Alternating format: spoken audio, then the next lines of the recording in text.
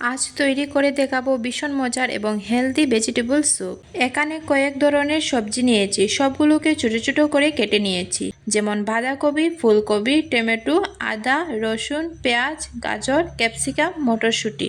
Pan গরম হলে দিয়ে দেব অল্প তেল, দেব রসুন কুচি, পেঁয়াজ, আদা কুচি দিয়ে ভেজে নেব।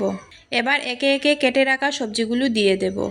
প্রথমে বাঁধাকপি, ফুলকপি, গাজর অল্প নাড়াচাড়া করে দিয়ে দেব টমেটো, ক্যাপসিকাম আর মটরশুঁটি। আপনারা চাইলে যে কোনো সবজি দিয়ে এই রেসিপিতে অ্যাড করতে পারবেন।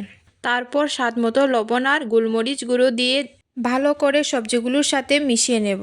তারপর বেশি করে জল দিয়ে দেব, নেড়ে মিশিয়ে নিচ্ছি। এরপর একটা বাটিতে 1 চামচ কর্নফ্লাওয়ার অল্প অল্প জল দিয়ে গুলে নিচ্ছি। মিশ্রণটা এখন দিয়ে দেব, দিয়ে সাথে সাথে মিশিয়ে নিতে হবে, তা না হলে দলা পাকিয়ে যেতে পারে। 5 মিনিট ফুটিয়ে নিলেই তৈরি আমাদের ভেজিটেবল স্যুপ। গরম গরম সার্ভ করব, এটা ভীষণ হেলদি। তাহলে শীতের সন্ধ্যায় বানিয়ে ফেলুন ভেজিটেবল স্যুপ। ধন্যবাদ সবাইকে।